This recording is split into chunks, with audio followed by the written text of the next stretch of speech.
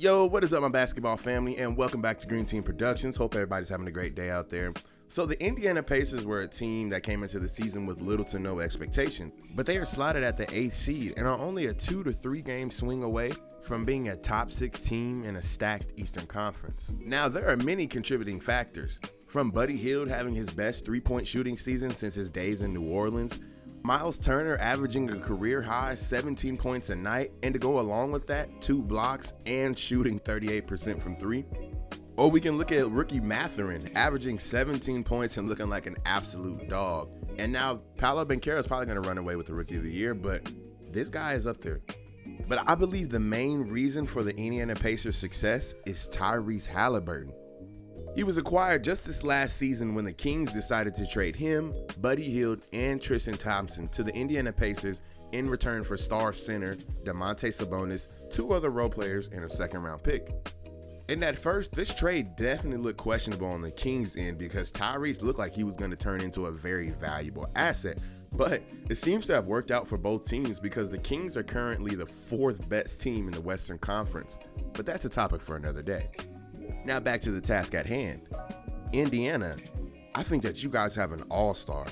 This season, Tyrese is averaging 20 points, 10 assists, 4 rebounds, while shooting 47% from the field and 40% from the 3.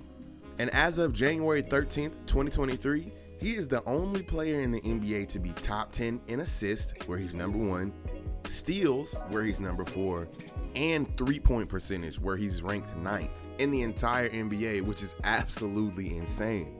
And as time goes on, you could tell that all Haliburton needed was a team where he could be the focal point and he would flourish. And like I mentioned earlier, Tyrese is averaging 20 points per game, which is 5 more points than his career average. But here's the thing, Halliburton was able to increase his shot attempts by over 4 shots a game. He's normally 11 shot attempts per game. This season he's shooting 15, and even with the increase in shots, his efficiency hasn't dropped off at all. Because in his previous 3 seasons, he's a 47% shooter from the field, and currently this season, he's shooting 48%, but with those extra attempts. And the same thing goes for his three-point shooting. In his 3 previous seasons, he's normally a 41% shooter from 3, but this is on about 4 to 5 attempts a game. This season, he's taking 7.5 attempts per game and still shooting 40%.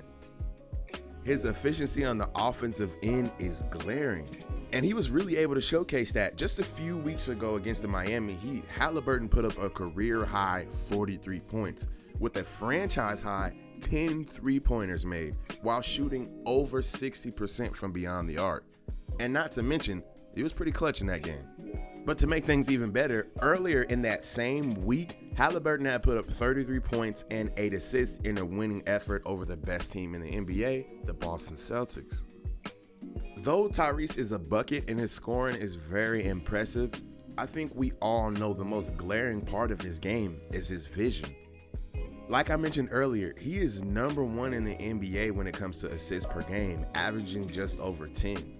And you got to remember, you still have active players like LeBron, Luka, Jokic, and Trae Young. But yet and still, Tyrese is number 1. While also being able to stay in the top 10 when it comes to assist to turnover ratio, right under Chris Paul.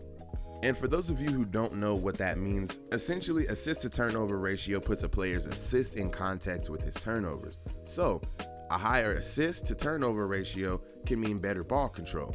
A lower one can mean less ball control. So, to make it even simpler, Halliburton is assisting more often than he's turning over the ball, which I would say is a pretty essential skill for any guard in the NBA. And I mean, just look at some of the passes that he is making. Just like the play against the Washington Wizards.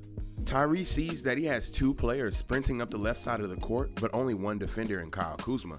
So he jumps in the air and looks as if he's going to pass to his knockdown shooter Buddy Hield, but instead he hits Mathurin for the back cut and an easy slam on the break. And on this next play against the Orlando Magic, he shows his quick decision making. Could have easily taken a contested floater off of the pick and roll, but instead gets the defenders to bite, then dumps it off to Jalen Smith for the slam. Lastly, he just loves to play tricks with his defense. As you can see, he has Buddy Hield trailing to his left as he uses him as bait, spins off the defender, and then hits the big man running the floor, Jalen Smith, for another dunk on the break. Now, the spin move could have been absolutely unnecessary. He could have passed it to Jalen Smith a lot earlier in the play, but that's the fun part about his game. The way he can toy and manipulate with the defense to get his teammates an open shot, it's just fun to watch. So Tyrese Halliburton is a pretty tall, lengthy guard, standing at 6'5" with a 6'8" wingspan.